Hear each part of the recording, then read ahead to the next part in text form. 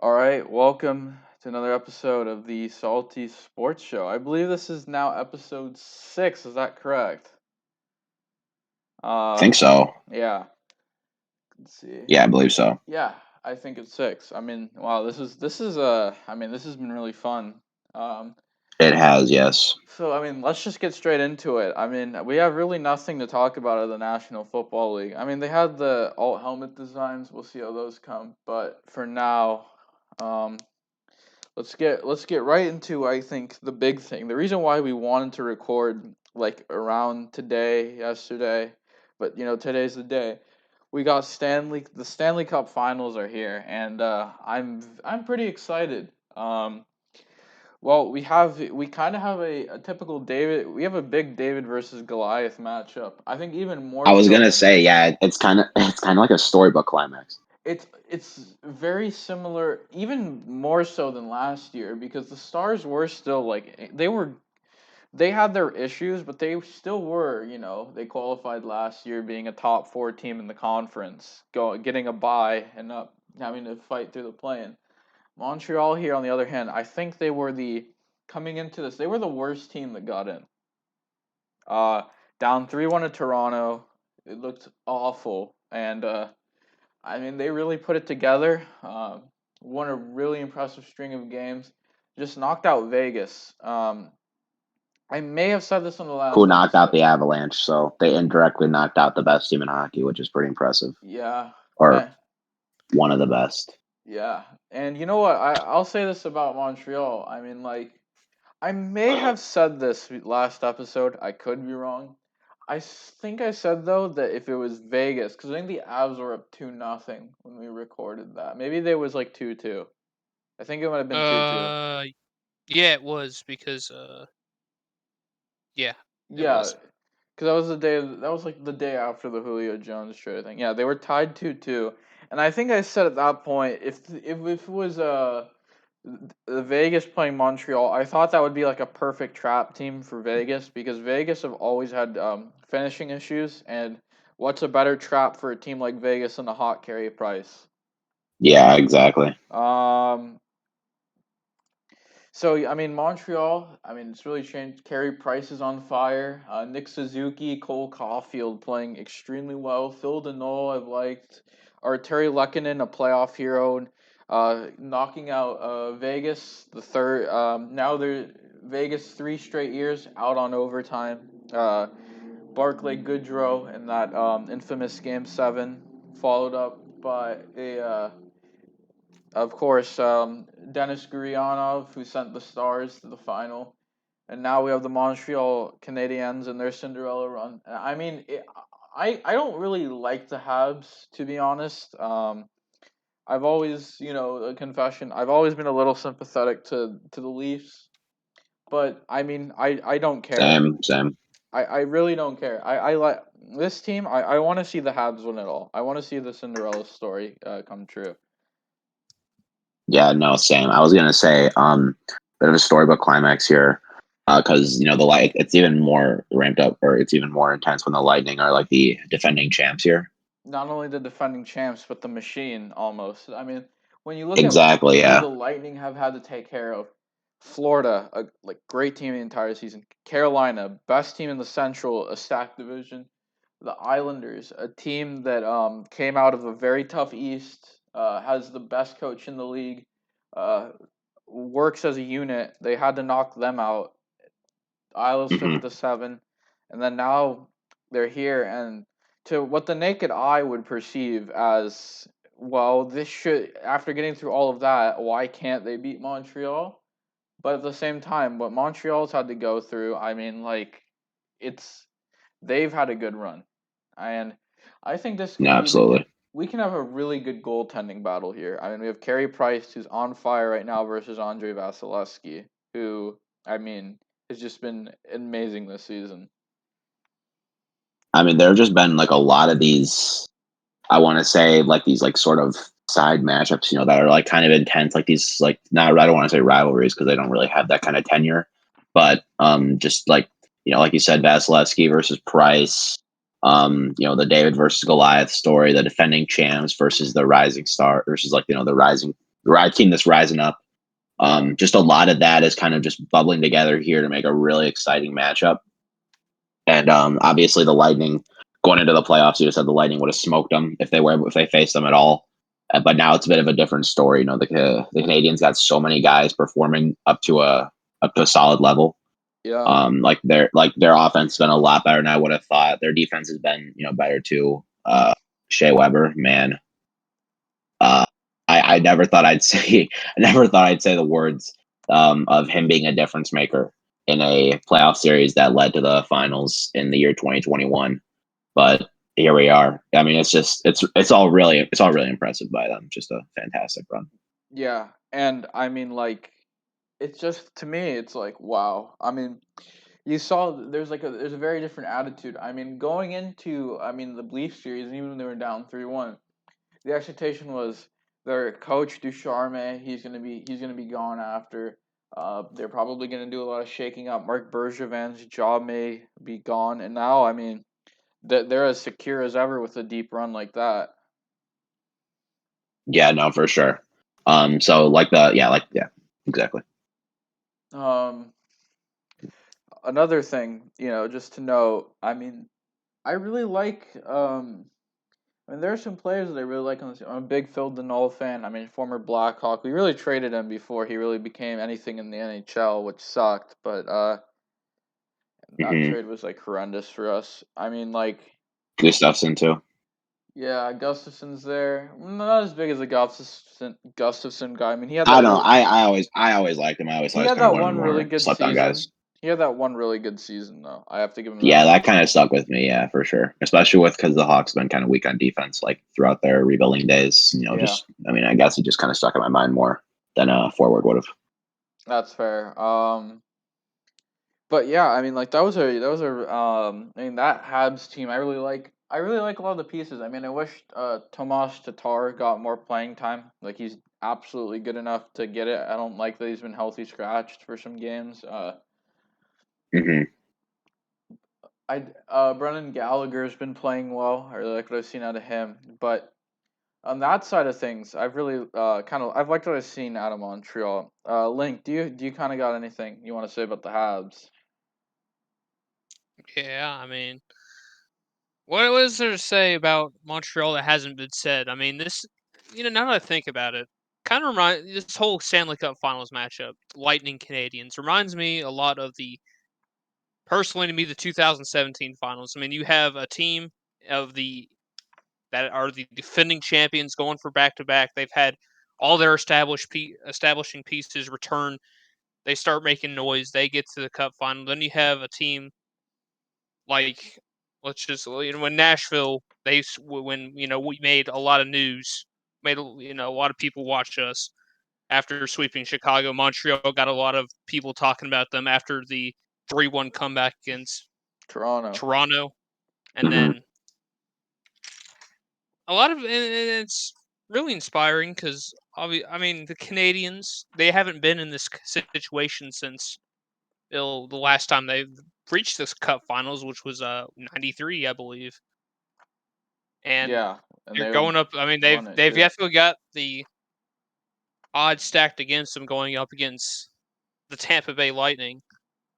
But I don't know. I think it's going to be a series that I could see with the way Price has been, with the way the penalty kill has been for the Montreal Canadiens, with how the offense is scoring points. I think it's going to be a competitive series.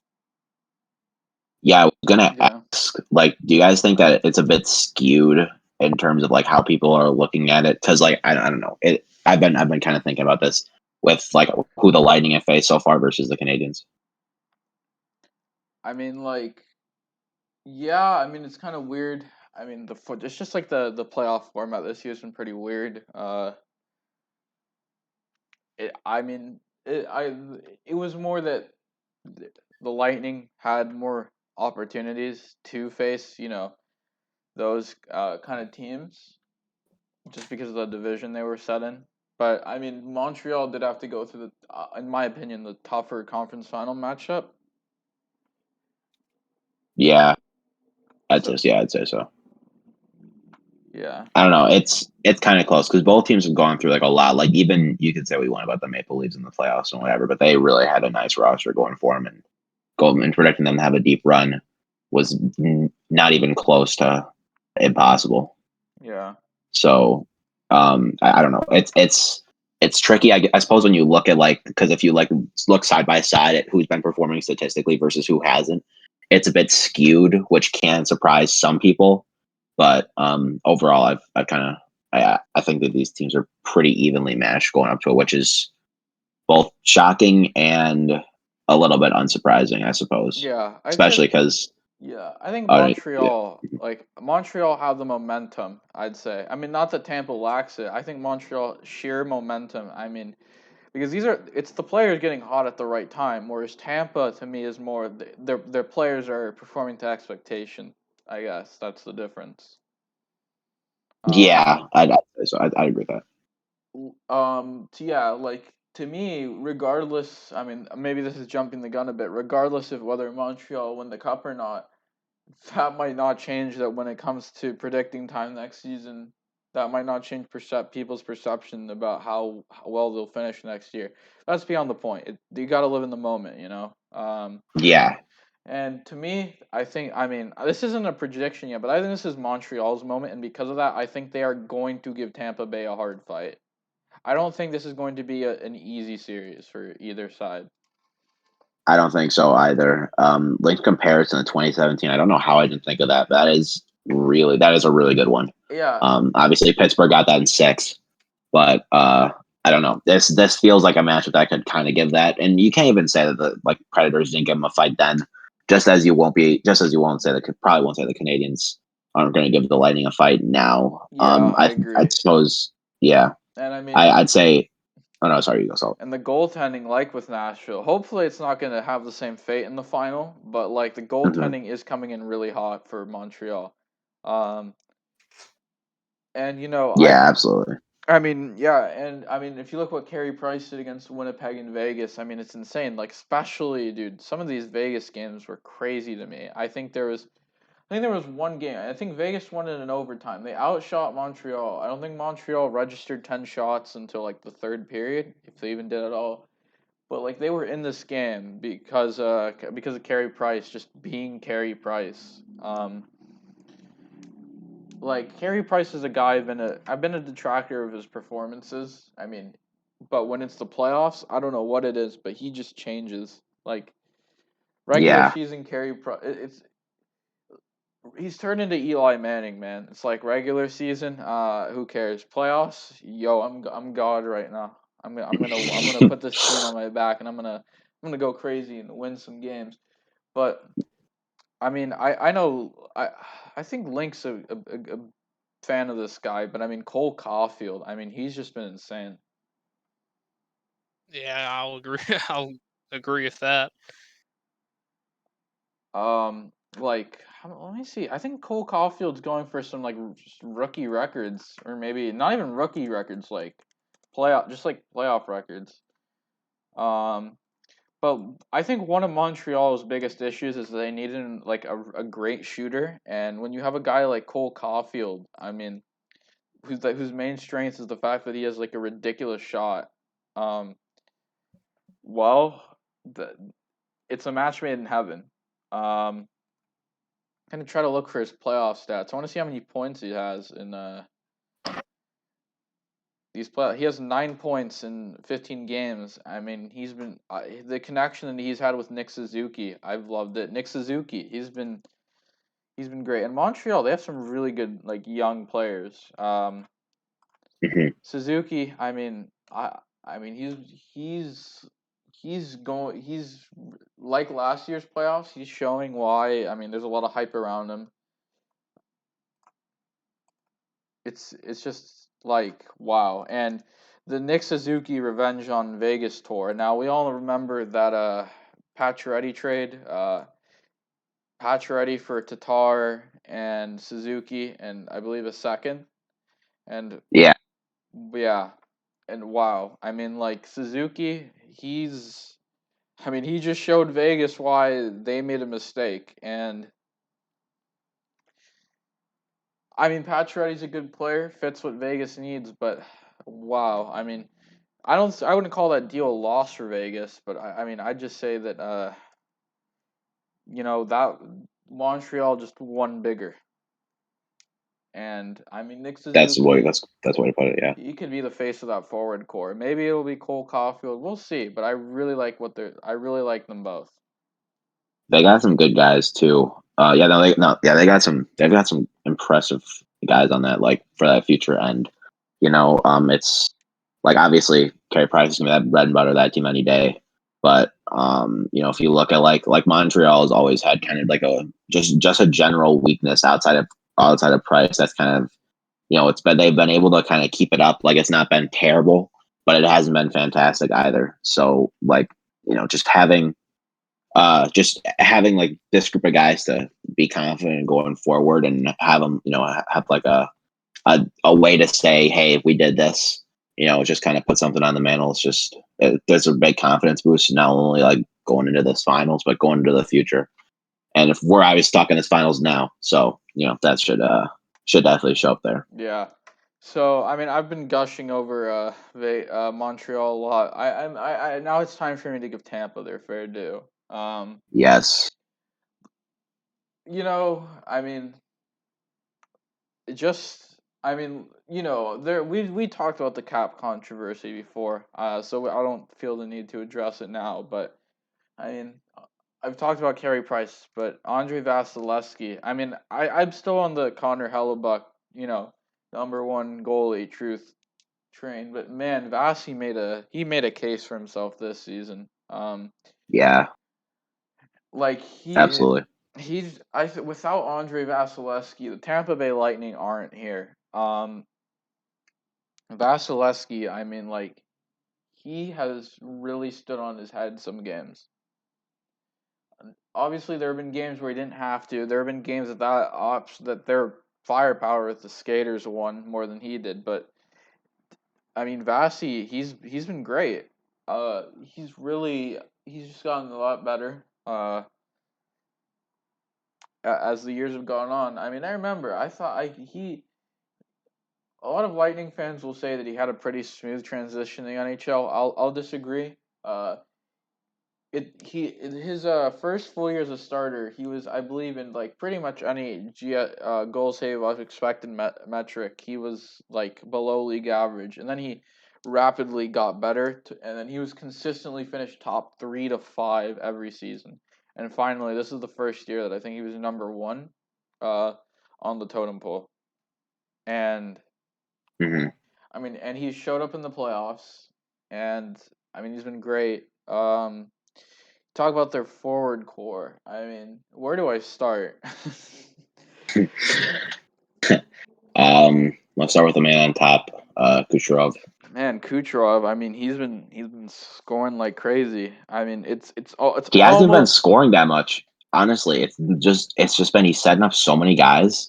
Like doesn't he have like I don't think he has like 10 goals this postseason. Yeah, but he has a lot of assists. I think. Yeah. Yeah, exactly. That's what I mean. He's just like you, he's amazing all over the place. He can score, he can play make, he can do everything. But Yeah. boy, is he just helping the Lightning's premier scores here. I mean, Yeah. wow. He has 27 points through 18 games these playoffs, 5 goals, 22 assists. It's been wow, it's almost like he was actually 100% and that he was 100% for a good bit. But we're not going to talk about that again. Blasphemous. Link, anyone on the Lightning that's kind of like stood out to you? Just curious. Well, I mean, you say Kucherov, he's got all these assists, but what you say he just potentially, oh, he couldn't play. I mean, you still got you got Stamkos, you got Braden Point, you've got Victor Hedman. I mean, this is a team with a lot of depth when it comes to scoring. I mean, we saw this last year, and we even saw it with the 2019 team that didn't really go anywhere when they got swept by Columbus. But Tampa's still stacked, and there's Yeah. Yeah. Nah, absolutely. I mean, yeah. you have. I mean, yeah, I'm looking at their top scorers. I mean, there's one other player on the Lightning that's over a point per game, and you have a few guys that are hovering really close to it. That being Braden Point, who's I mean he's established himself as a big playoff player. Um, hmm and then And he's carrying most of the scoring output, but he can, it's not like he's getting carried by how many, but like the sediment they have, he's an established scorer for sure. then hovering just below it is Alex Killorn, Steven Stamkos, and Victor Hedman. Of course, Hedman being a defenseman, so it's definitely a good look for him. hmm Hedman, it's been a weird year for Hedman.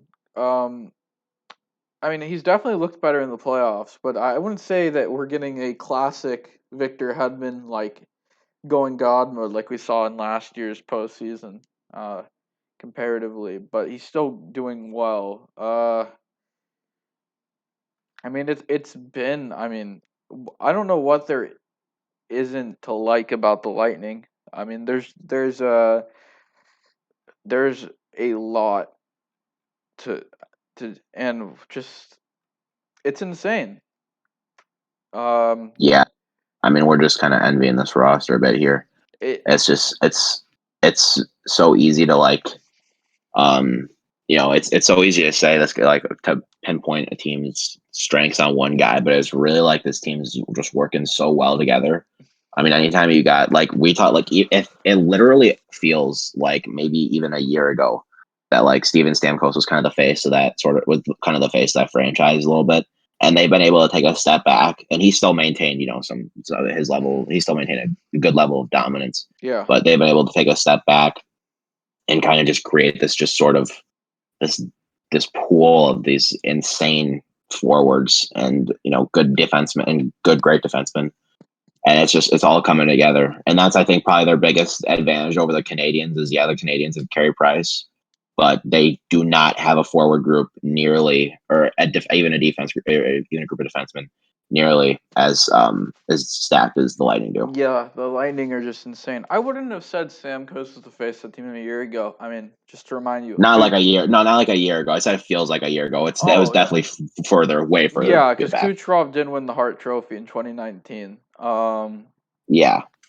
But I mean I mean to say that the Lightning, you know, are I mean the Lightning here are massive favorites. There isn't a part of that roster that I'd call weak. But when going back to the Canadians, these playoffs, you just can't doubt them. I have no reason to hmm doubt either team. So if you guys feel like you want to make your predictions now, I mean, go ahead. Uh, Difficult. huh? Um, I'll go first, I guess. It's very difficult. Because both teams have very good goaltending. Carey Price. I mean, I don't want to say Carey Price a leg up on experience because he obviously will. Because even though Vasi's very experienced, he's won championship. He's Yeah, been through a lot of deep playoff runs.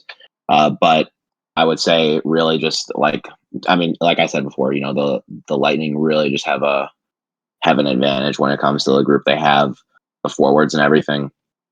And I think Price is primed to handle that, but I'm not sure he's primed to handle it more than the Lightning the Lightning will inevitably handle the group of forwards that the Canadians have. And I think ultimately you're going to be looking at a battle of who's going to be more durable. And I think the Lightning would win that. yeah. I also think of it like Link. Do you want to make your pick first? Yeah, sure. I think the series will. I'm just gonna say this right now. This series is, I predict, will probably gonna be. It's probably gonna be going to 6 or 7 games. I do think both we have spent these last 15 minutes talking about each team's strengths and weaknesses, but I still think it's really, do you go for the established team or the team with the momentum here? And it's hard to really say, but I would say Tampa takes the series. I mean, they've been in this situation before. They know how to. I mean, this is a Montreal team that yes, they have momentum, but a lot of these players haven't. I mean, these teams haven't played each other all season, but I think Yeah. Tampa has it. I'm gonna pick. This is really hard to pick how many games I wanted this to be picked in. I'm going to pick Tampa in 6 really close, hard fought games. I think Montreal is going to make it feel like we were owed a decider. Um, and I'm pulling for Montreal here. I could, but I think that Tampa has the talent to limit how much Montreal can do on them. Um, I would be happy to be wrong, but I think that Montreal is going to cap out with the 2. If they do more and they even win the cup, I'd be happy for them.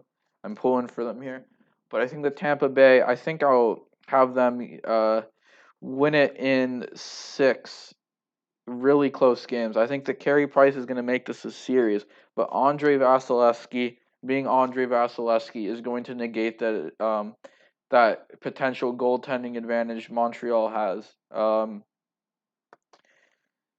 And also, I I am more confident that the wheel. I don't believe that the wheels will come off for either goalie, but if you had to make me answer, I think Vasi's consistency is the more likely to sustain itself. But I think Price playing at his peak level has the potential to do more damage in the series than Vasi playing at his peak level. Yeah, I don't think I gave my prediction for games, but I honestly don't think this will be too unlike the Lightning series with the Islanders. I honestly think they'll probably narrow it out in 7 because really I think Price feels so comfortable in the playoffs and Vasi is just so consistent. And really, it's kind of hard to pick one over the other. It's kind of like talking Cole versus DeGrom, I'd say, and I don't want to go outside the sports comparison here, but at the end of the day, both are just insane, and in a matchup with each other, both would give up very, very few runs. So at the end of the day, really, I feel I I think this will be like that other series where it's just a battle of the goaltending, and really, it's just like who's going to come on top. And in that series, it was the Lightning's core over the Islanders, and I think it's going to be the same thing with the Canadians. Yeah. Um.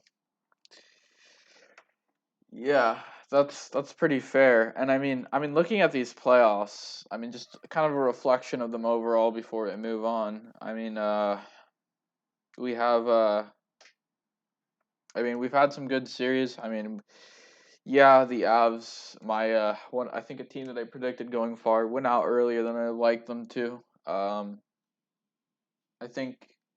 I think other than that, I think I think I got my second round predictions pretty much off well since the Montreal series ended anyways by then. I think I had the Islanders and I think I had the Lightning, but that might have also been mid second round, so I'm not too sure. I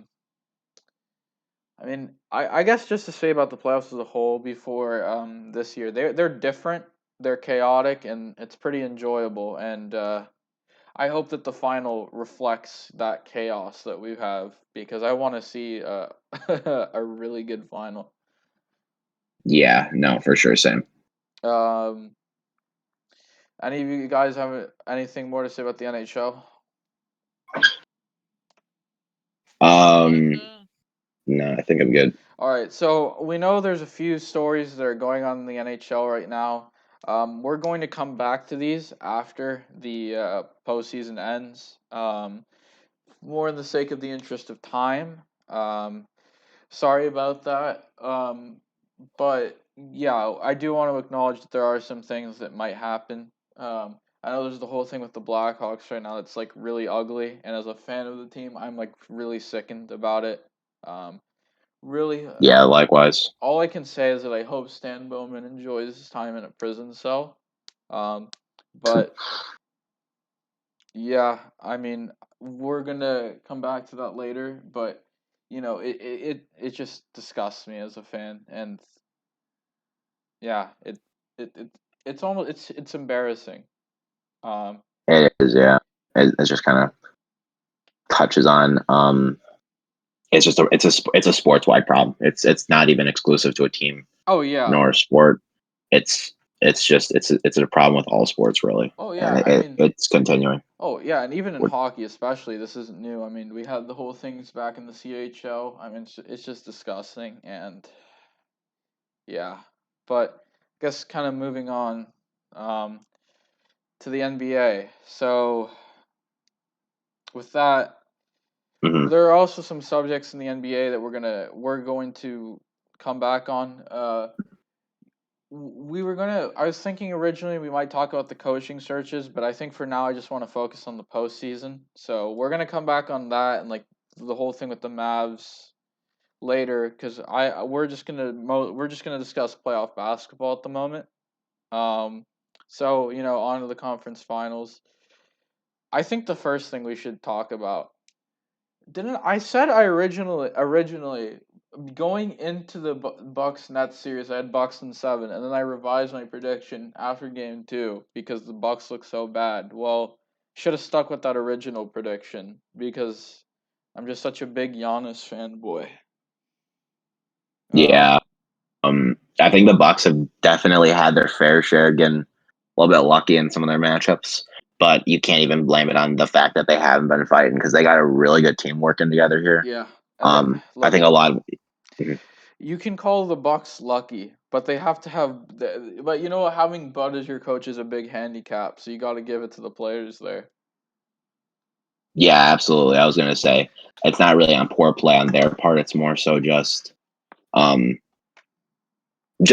hey, sorry. It's more so just they've been facing difficult matchups and sure, but they've still had to kind of run through a Durant playing at like one of the best levels we've seen. Yeah. And like they didn't have to face Kyrie or Head Harden was struggling, but like Yeah. they've been playing really well. I'd say if anything, their main concern is just there were always problems with kind of Bud's coaching style, like before even the playoffs, and people wondered if they'd be able to keep their momentum against that. I'm not saying he's a terrible coach to begin with, because I think the system they run has been effective. But It's not there's the that one that there's you think would. It's not exactly the one I think would win in the title. I guess. yeah, exactly. So there are still some doubts about that, but I mean they've had success thus far. They blew out the Hawks in game 2. I as long as they kind of run, they run the group around Giannis, but they don't run the group around Giannis's play completely. Yeah. And as long as they're able to keep that going with how well they move the ball and everything, they're gonna give every team a fight. And I think we can predict that going into the finals. As for the Hawks, though, as for the Hawks, I honestly never expected them to get this far. I'm going to be honest. I thought they would get like smoked by the Sixers. I I thought wasn't any even team would win that expecting New them to York get Six. past New York. Yeah. Yeah, I had my doubts about that too. I had more confidence in that than going past the Sixers. I thought whoever would win that would just Sixers would just run through them and then go to the conference finals. Yeah. But man, was I wrong? Yeah. And they're just like like they've got like they're running with so many they're running with so many, like I don't want to, like, they're not running with some great talent, but like Huerter, or I'm probably butchering his last name. He's been really solid alongside Trae Young, Yeah. who everyone knew was going to be insane. Capella's finishing is really shined through too. Oh man, there have been some moments where he's had to really go up against like kind of like some of the Bucks big guys, especially going up against like Embiid and some of the forwards the Sixers have. Because keep in mind too, they got like Ben Simmons as their point guard, and he has the height. He can have the height of a center. Yeah. Oh God. So yeah, so just being able to go up against all that is just really shine through. Yeah. And I'm not sure they'll have the momentum to keep going into the finals more than the Bucks just because of tenure, but I like this. I like their matchup. Yeah. So And I far. mean, I wasn't watching game 2. Did Bud actually wake up and I know it was a blowout. Did Bud wake up and put Drew Holiday on Trey? Because that I mean that's because I think so. I could be wrong though. because I know I I mean honestly I know didn't. I didn't see Drew's a really a good ton of the third quarter. I know Drew's a really good on ball defender. So I mean it just seems Hmm. like saw in game one he put Jeff Teague and Giannis on Trae Young, which I mean, first off, Yeah, you should have Giannis in the paint, and you should have you should not be putting Jeff Teague on Trae Young. You should be putting Drew Holiday on him. But yeah, that Hawks Sixers one was insane. Link, I think you know what I'm talking about, but you know our good pal, the Sixers fan that hates Ben Simmons, right? Yes, I do know the person who hates Ben Simmons. Um, and dude, it was insane. He's still like he's still like so upset that the Harden trade. I mean, I don't blame him, but like he thinks that the Harden trade it didn't go through because of the Sixers. It didn't go through because the Rockets didn't want to hand Harden to Morey. I think is that right? I think that was the Rockets. case. Just and like Um, maybe. I mean, I know the Sixers had like a decent package and all, but I know they offered Simmons in it, and I feel like that's more valuable yeah. than anything that the Nets offered. Well, like the thing is, I don't know if Simmons really run for the Rockets game plan because now they're just going to go rebuild for sure, and Oh yeah. I'm not sure if Simmons is really meant. I mean, I guess they would have just flipped Simmons then, but Oh yeah, and you could have I don't gotten a know. lot for flipping Yeah, Simmons. trading contracts like that, it's a little bit tricky. Yeah. Or definitely not in the Rockets' best interest. I don't know. We're going off on a bit of a side tangent here, but like, Yeah, what's but up with yeah. this? What was this? What was this We were fans' talking about the reaction Sixers going back. Okay, so after Game Seven? Link, do you want to talk about his reaction? I could. Do you want? It's not. Let's just not talk about. I Okay, think that's it true. speaks for like a lot of people I think it applies. that. The reason why I was bringing this up was because I feel like it kind of represents what I see like all across what Sixers fans are thinking right now. It's that they all want Ben Simmons gone. Yeah, I mean, the rumors already already making rounds on Twitter that he's getting shipped to Guangdong for their upcoming season. I thought it was But Shanghai. oh, it could be Beijing too. You never know. But I mean, they have. I mean, they have right to. I mean, that game 7 where you really needed him to show up. I mean, you're gonna tell me you're gonna play 36 minutes and record 5 points? You're Yeah, gonna really? I mean, Simmons has never really been a big point. He's never been really a big scorer. Like Yeah. his biggest weaknesses are scoring and shooting. He's so against the grain for the traditional point guard in the league, and he really can play every position. I'd say, besides like, I don't know. I don't think he can. I mean, like, not probably not like. I'd say he could play most every position besides guard or besides shooting guard, and because his playmaking's great, his rebounding's great, his passing is great. Like he's I don't know. He's very against the mold for a point guard. So I wouldn't say like his scoring's his biggest weakness. I'd say it's probably just like yeah, he'd obviously want him to score more than 5 points. But it was I don't know. It was just the fact that they kind of went to a game 7 to begin with was a little bit surprising. But Yeah. I don't know. It's just I I don't know. I'd say the problem was more than just his scoring output. Yeah, I agree. But I think the big thing for me is I think Ben Simmons is a great player. I think he could be. I think Ben Simmons can be a great number two option on a championship winner. I don't think that changes that. Um, but Yeah, I'd say so. I agree with but at that. the same time, I need to say this: Ben Simmons can be a number two option on a championship team with say Kevin Durant or a guy that a guy who's shooting is going to space the floor well. I mean, but Hmm. he's not going to be a number two. Hell, Kevin Durant, Nikola Jokic, Stephen Curry. Those are just good examples. I mean, low key a fit with Towns would be kind of interesting to see because that's like two very unconventional players for their position and the ways they play. But you know, the fit with Joel Embiid, who isn't that great of a shooter, and I mean, it would be the same thing if he was even playing with Giannis, who, but just I don't think it works. Especially with the system that I think Doc Rivers um is running, the one that Brett Brown tried to run.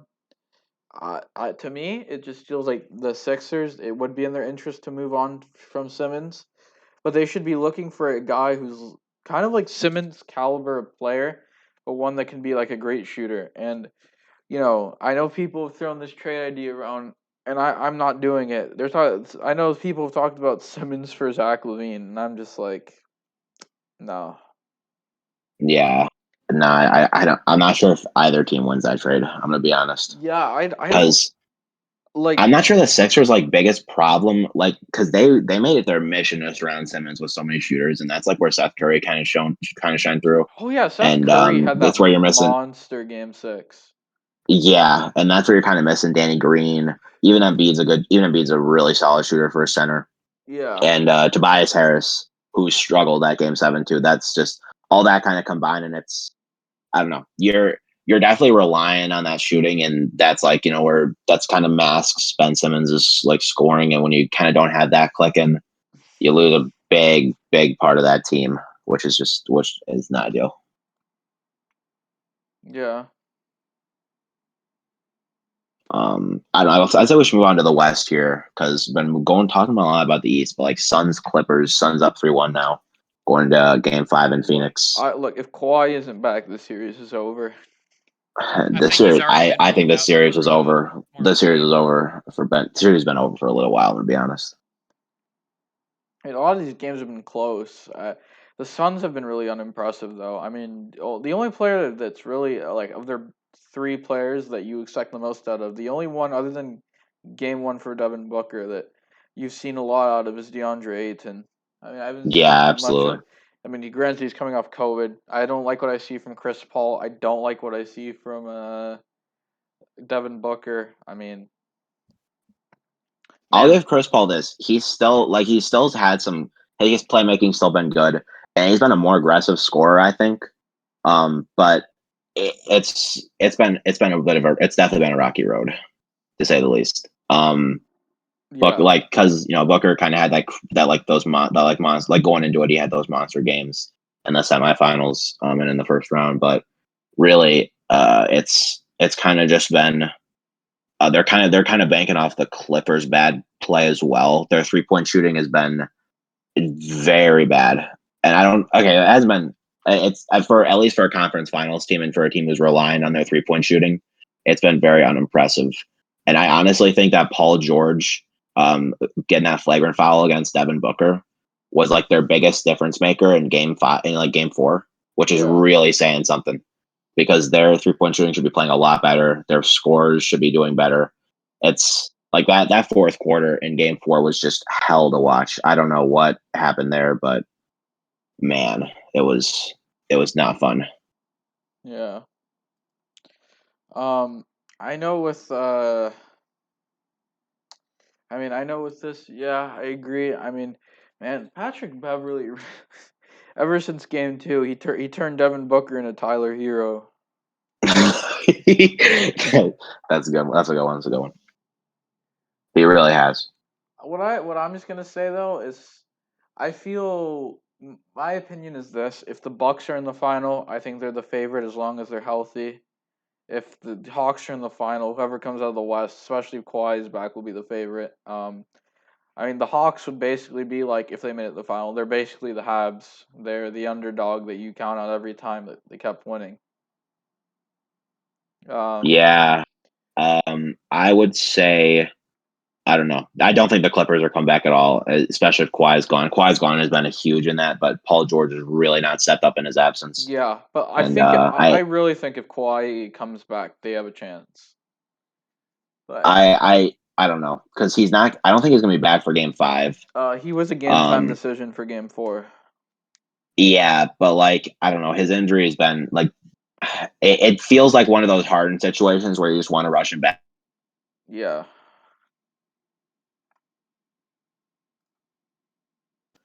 But I don't see the Clippers coming back. I think the Suns will take a Game 5 dub, if not a Game 6 dub. yeah, I think it'll probably be Suns versus the Bucks in the finals. that's fine. Yeah, and Suns Bucks. I mean, that's the final that I wanted because it's either Chris Paul getting a ring or Giannis getting a ring. Now I'm rooting for Giannis, but I'd be happy for Chris Paul. We That want to interrupt for a second, Salt, but Dodgers versus Cubs. Zach McKinstry has hit a grand slam, apparently. woo. Dude, So yeah, to a good start for Los why the Angeles. the Dodgers always play so much better when I don't watch?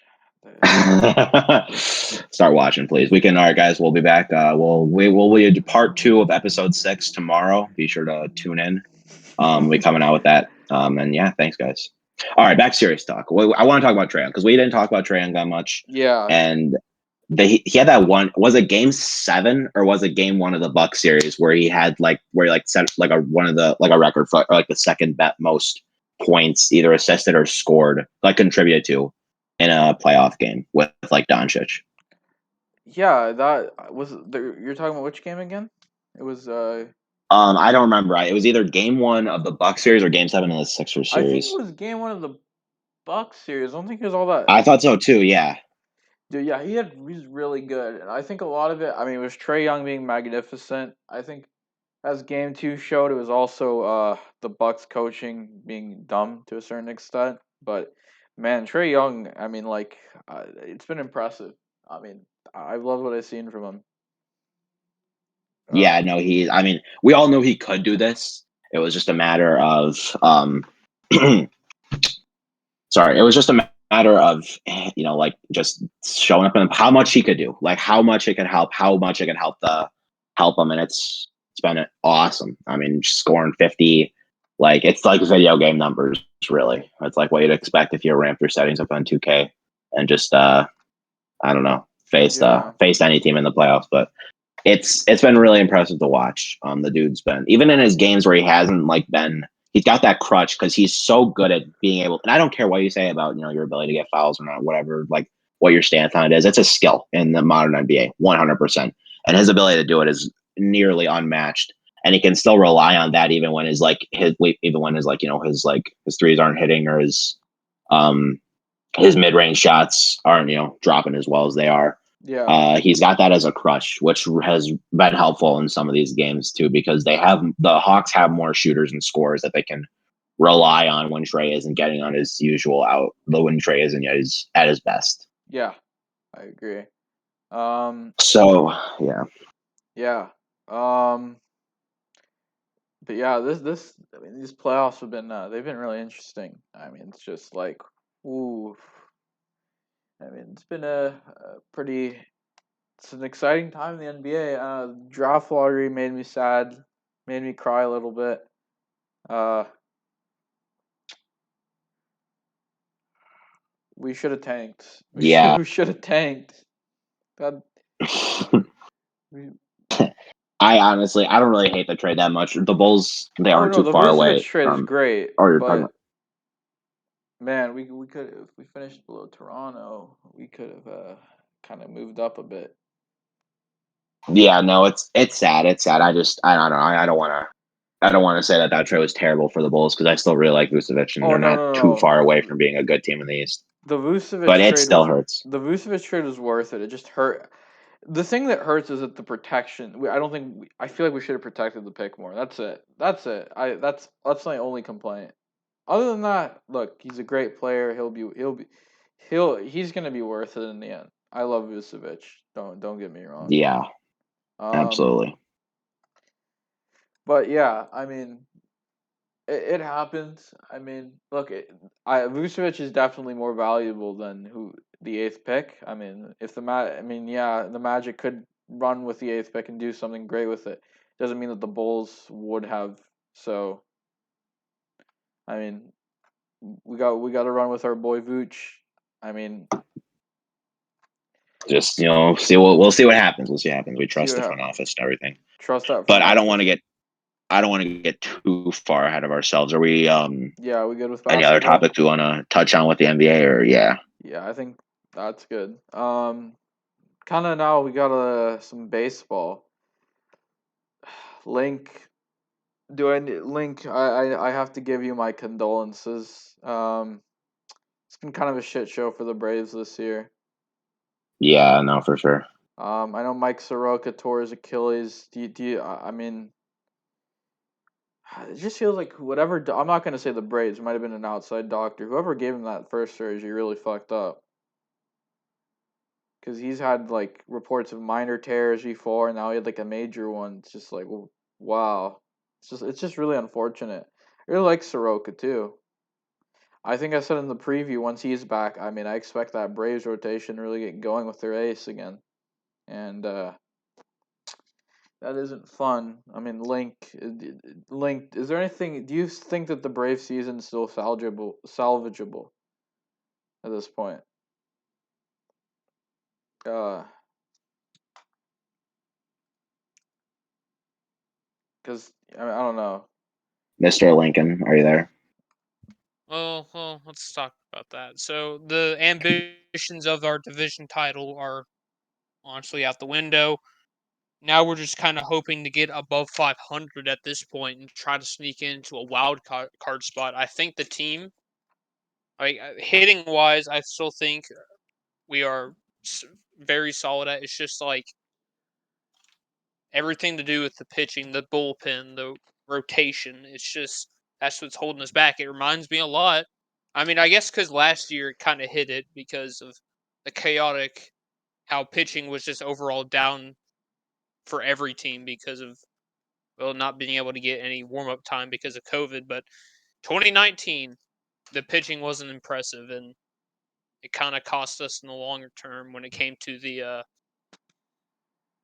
late playoff or when we played that division at a series against St. Louis. So it's disappointing, but I mean, I've kind of have to remind myself that I mean, it's always been like this.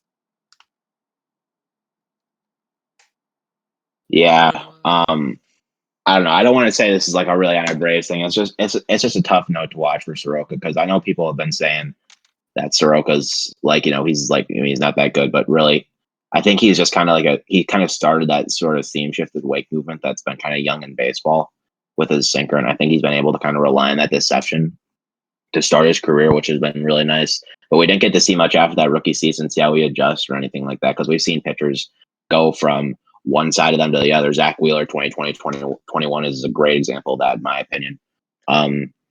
But it's really sad to see for them. I don't know if like they still have a decent rotation with Warren playing out of his mind and stuff, but Yeah, it definitely really hurts to see for a guy who yeah, probably could have seen a recovery later this year or at least next year. and I mean, it's like, and the Braves. I mean, like that like it feels like I wanted to see that Anderson. I mean, Soroka.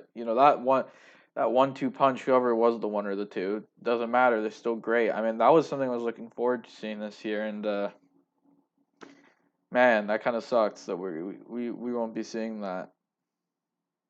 Um, I know you were Absolutely. mentioning the wild card chase link. Now, obviously that might change. I mean, we'll see what happens with of course, what's it called? Man, I just lost that train of thought. I got excited because I turned on the with Dodgers. the NL wildcard race, Yeah, the NL wild card race, and okay.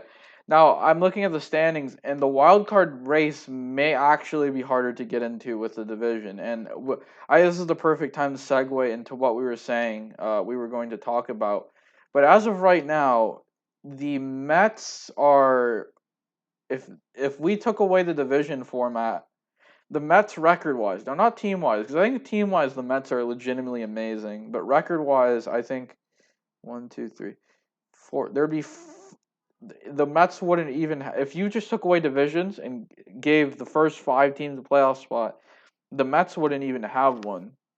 Um, now I'm not sure that the Giants are gonna sustain being this good. I think the Brewers are gonna. I hope I hope for your sake, Steven, but I'm not sure that the Brewers are really gonna sustain this either.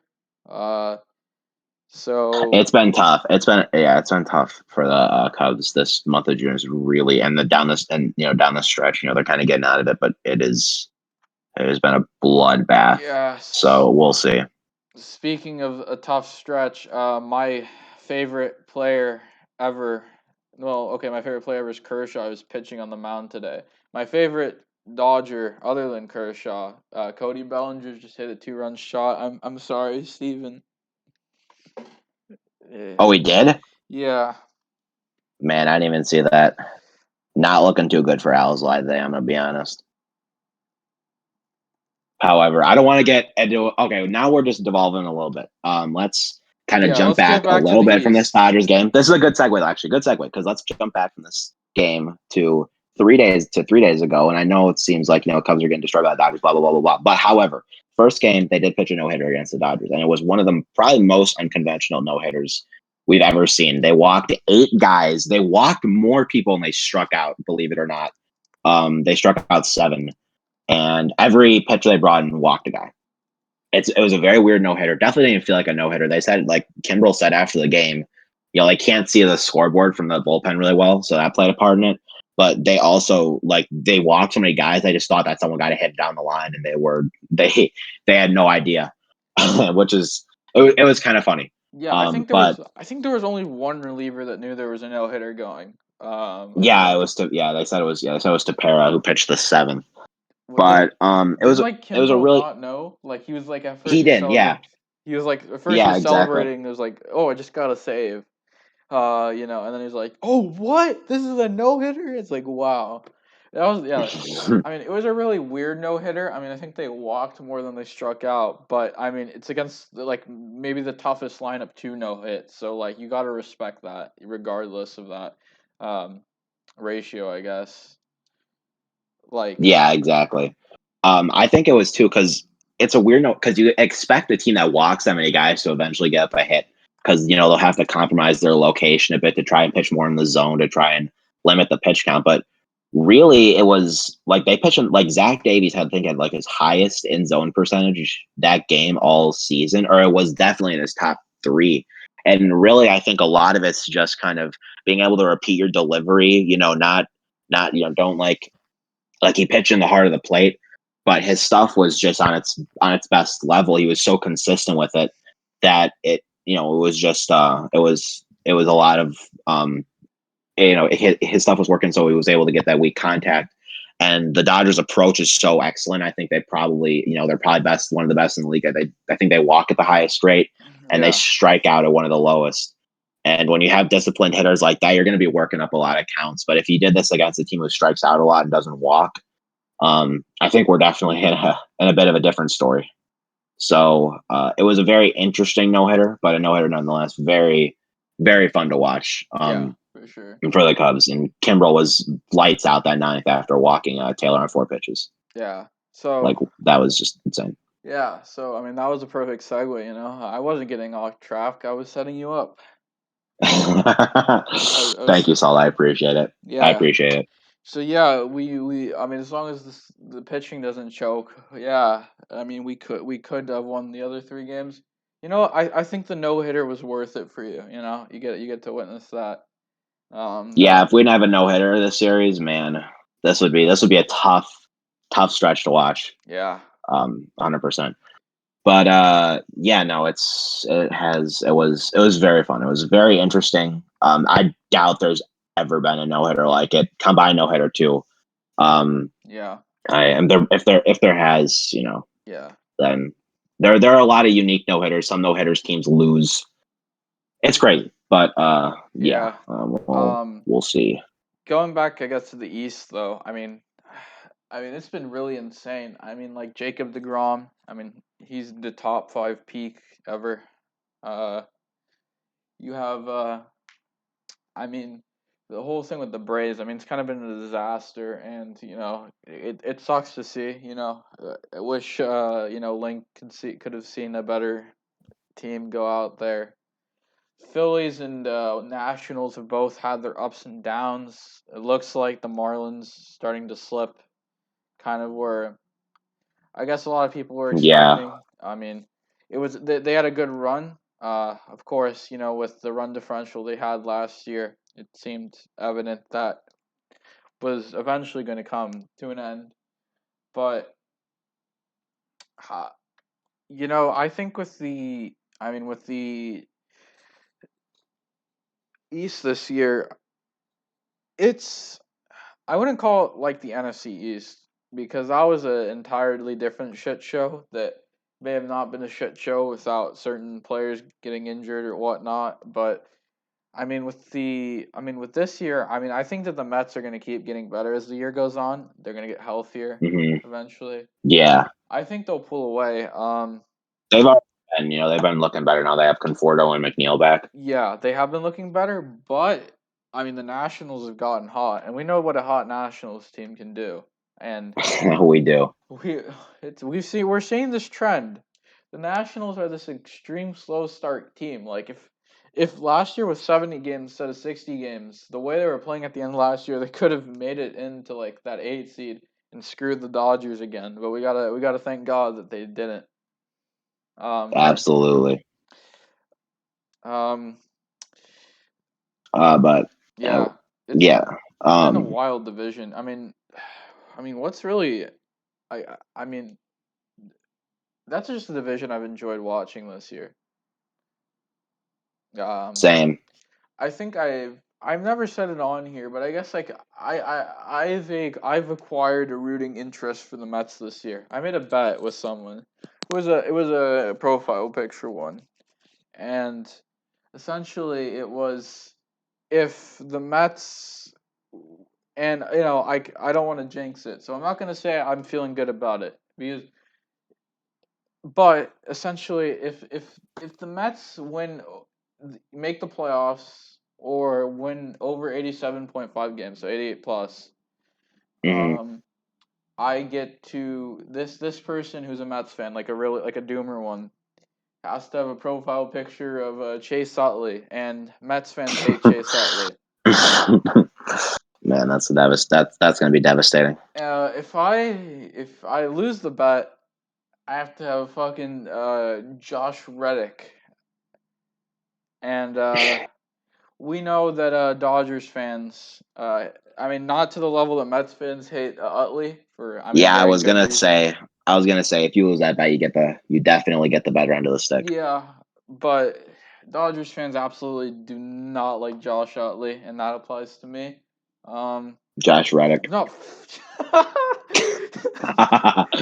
Josh Dude, we're so Reddick. distracted. Yeah. Oh my God. But yeah. Like it's there's so much going on right now. Yeah, but like, dude, my brain's just circulating with ideas. But okay, so because I've acquired a rooting interest for the Mets, yeah, I see it through like a biased Mets lens.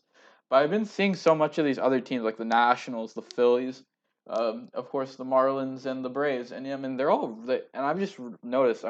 I've seen a lot of the Braves before. It was the NLCS. It's like, wow, these are some all like really fun teams. Like, yeah, they might not all be perfect or good, but they're exciting to watch in their own right. And I like thinking, yeah, the records may not show it, but I feel like it may not reflect in the records, but to me, the NL East could be the division to watch just because how fun it is. Fun in good and fun in like not so good ways. Yeah. Okay, that. No, that's Yeah, an I accurate way to I'd say describe it. it's probably the closest, but oh, sorry, Link. What do you want to say? Where are you gonna That's a very good way to describe it. Yeah, go? you would know Yeah, that exactly. division better than I do. I've just been watching it closely this year. You've been watching it closely for your entire life as a baseball fan. Yeah. Um, so yeah, sorry about that side tangent. I feel like I spent too much giving context onto why I've been watching the East this year, but it's just been it's been a fun division. I guess kind of going to the next thing. Which young exciting shortstop should we talk about first? The one that might be the face of baseball, or the one that just got called up? I thought you were gonna say the one that might be the face of baseball or the one that might be the face of baseball. Because both could be the face of baseball. Let's be You honest. have a Let's point. talk about the one in San Diego, All right, sure. Fernando Tatis Jr. especially after last night, or was it last night, or No, I was think it it the was the night night before? after the no hitter. Three Yeah, home yeah. runs, dude.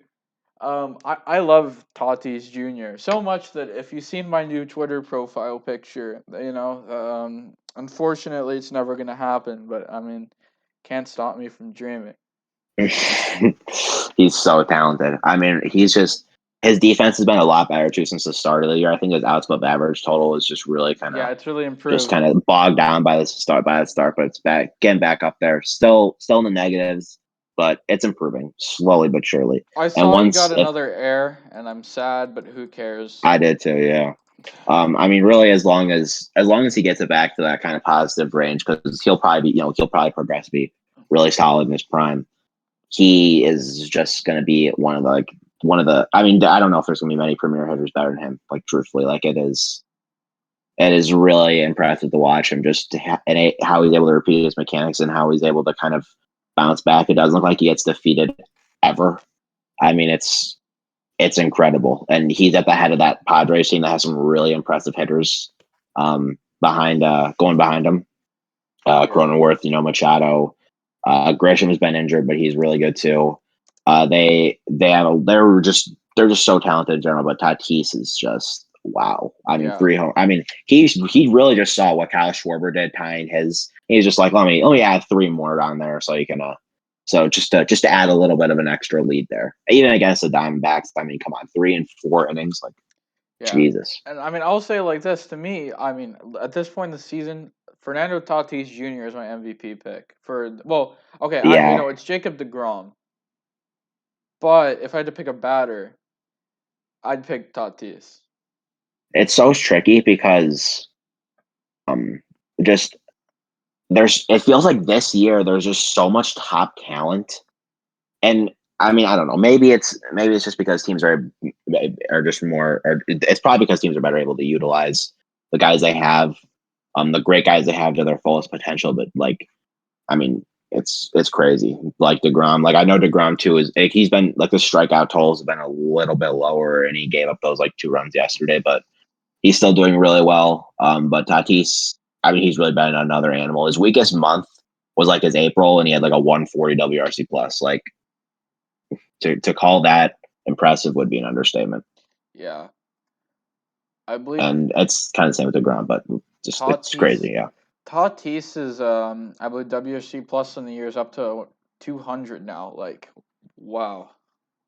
It wouldn't surprise me, honestly. I haven't checked in a little Actually, bit. no, sorry, not his I know his WRC Woba's approaching the plus. 440s. That's not his WRC plus. No, I was wrong. Sorry, it's 183. I don't know why I said 200, but it's like if he didn't have that, like, dude, I don't know what. Well, dude, I think I remember when he first got hurt. We were like, man, I mean, I don't want to risk his health. We were really scared, but man, I mean, Oh my god, I keep forgetting about that. Yeah, he missed like 2 weeks of the season, and he's in the he's like the and then home he's run been front runner. better since the injury. Like, it's insane. Yeah, exactly. I don't even know what to say really. Yeah, I mean, it's just like, whoa. And I mean, man, I mean, like the Padres to me, I I've just really, I mean, for Tatis, man, like I don't know what I can say about him that hasn't been said, but I mean, like, look, I don't care that he's on like a division rival, man. I still love the player. I mean, like, it's insane, and I just wish he wasn't on the Padres. I mean, it would have been so perfect if he was on the White Sox. That's like my dad's favorite team. Like, it just would have been perfect. But they had to do that. It Mhm. bums me out. It really bums me out. But yeah, and Yeah, likewise. what the Padres, man, that's gonna be even scarier when they get Trent Grisham back because Oh man, boy, for sure. Grisham's great. I mean, I feel like Grisham's he's on track if he's healthy and plays well to be a top 20 player. Honestly, hmm I'm not sure if I'd go that far just yet. I do want to see a little bit more out of him, but he's one of the most well-rounded players in baseball. And yeah, when you're at that level, I think you're going to get some of those comparisons. But really, he's really good. I mean, yeah, like he's probably not the guy everyone would jump to when you're looking at guys who are like elite in the league, but he's very close. yeah. I Which think he's is getting there. awesome. Yeah. Yeah, same. And I think before we sidetrack too much, I mean the Padres should definitely look to trade for an outfielder probably. But getting back to I guess that. So I think now that we've gone crazy about Tatis, let's talk about the other shortstop.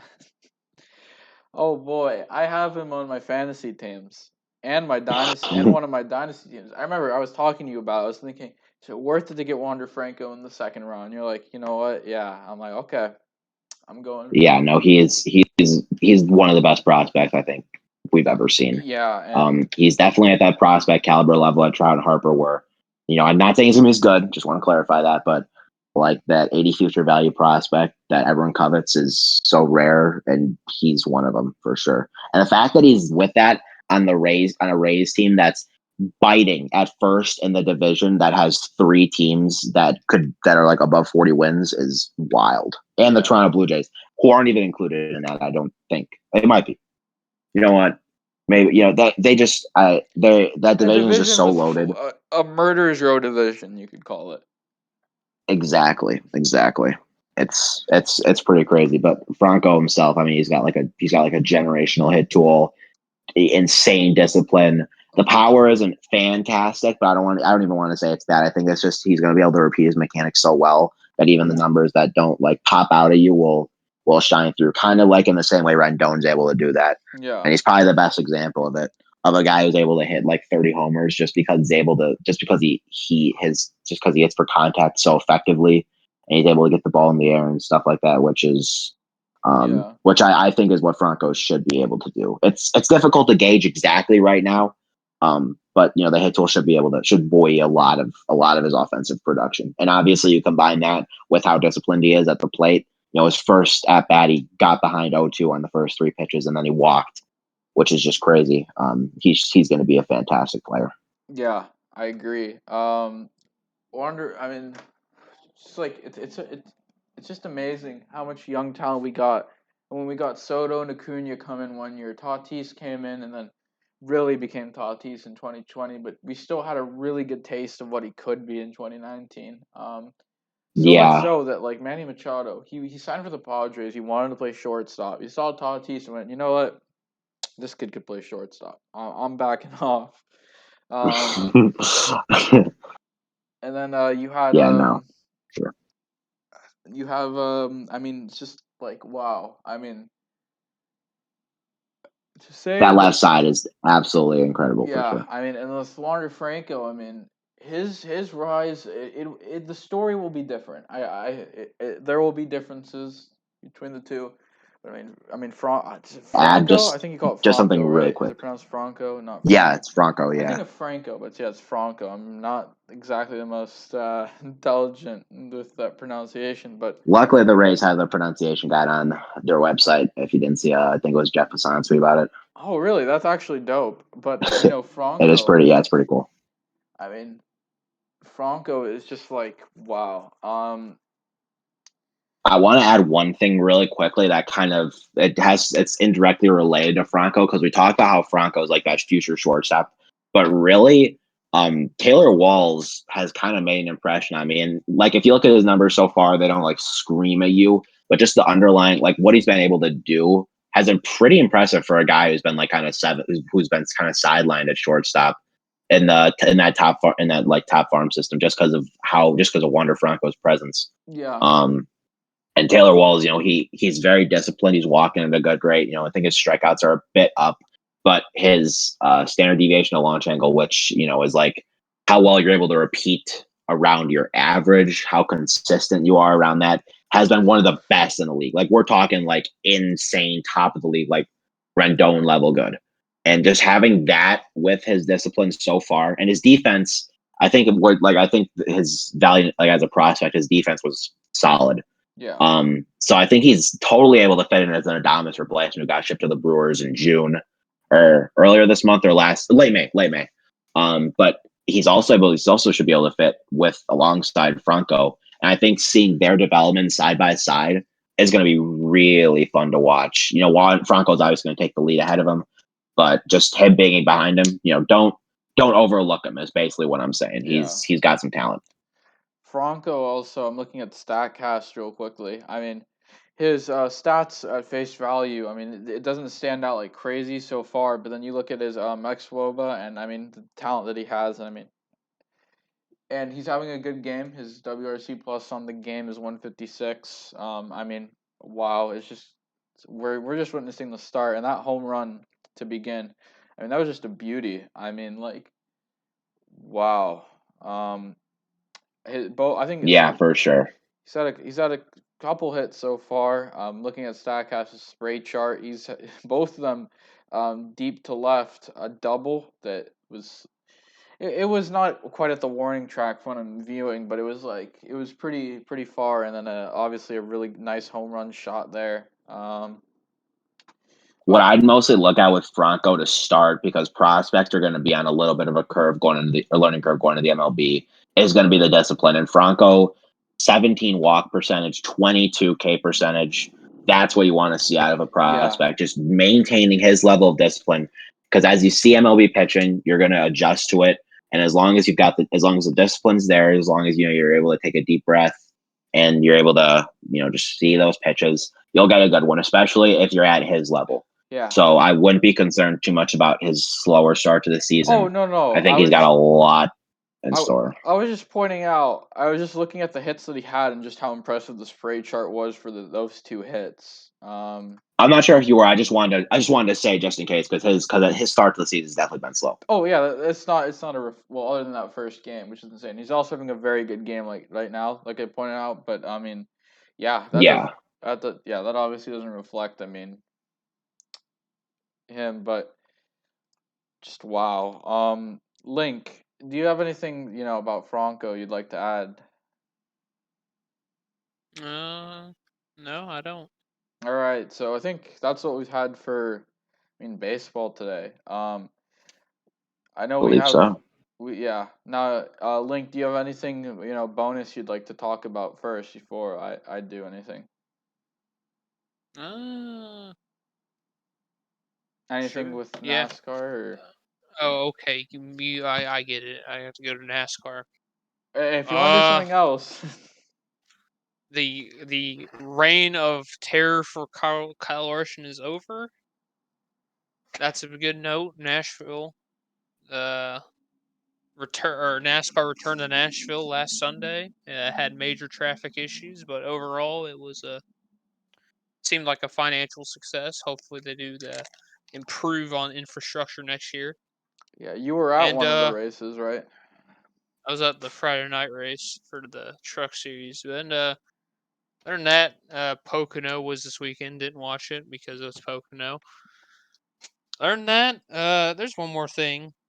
We didn't talk about the NFL, but I do have one thing related to it.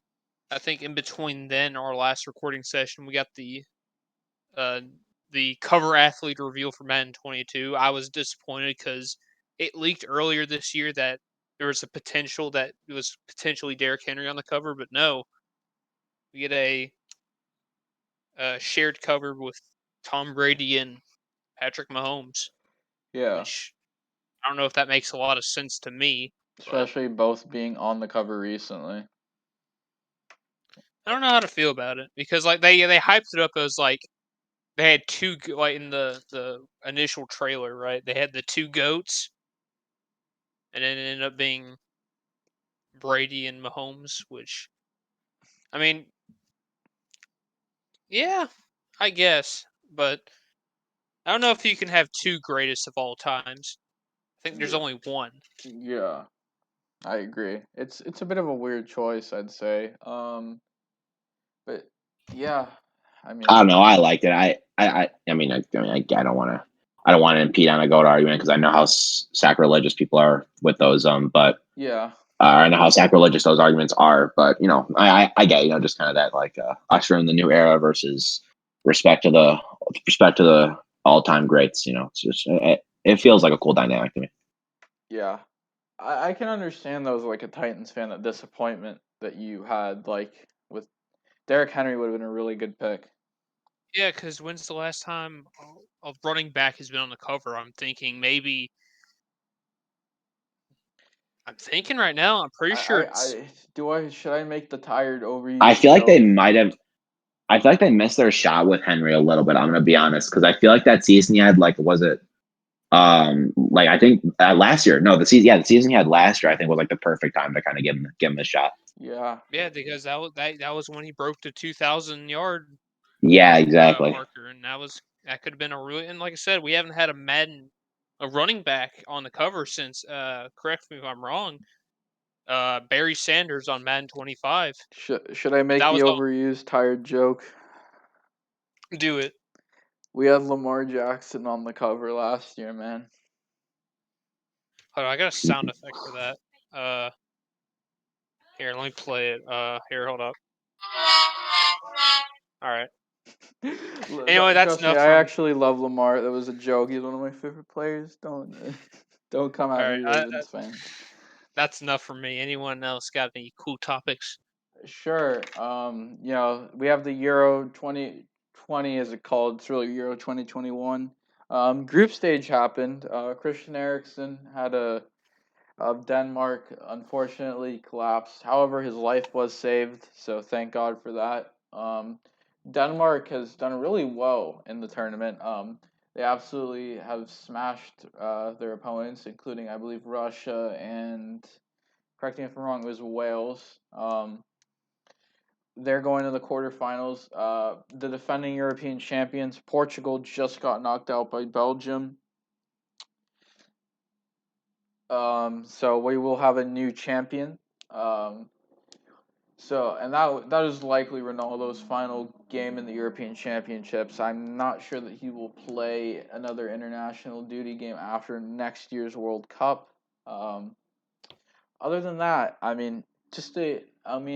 nothing much. If I'm totally honest with you guys, did not wake up on time to watch either of the last two Formula One races, which, has been a normal fixture, but woke up to hear what happened last race. Not happy seeing the two of my favorite drivers, Charles Leclerc and Pierre Gasly, had a crash. Gasly couldn't finish. It really sidelined Leclerc, who, was able to get back up into seventh place, but it possibly ended a potential, chance for top five for him. He ran well. Other than that, I guess that's all I have for the bonus minute. This is a pretty fun episode to do. So yeah, I'll be signing off. So I'll see you guys. Yes, thank you Yeah, thanks for for joining. This is watching. episode And 6. Yeah. this was fun. This was one of our better ones. I thought. They got some good topics in. Yeah. And All right. yeah, See you it's guys. exciting. It's an exciting time. Yes.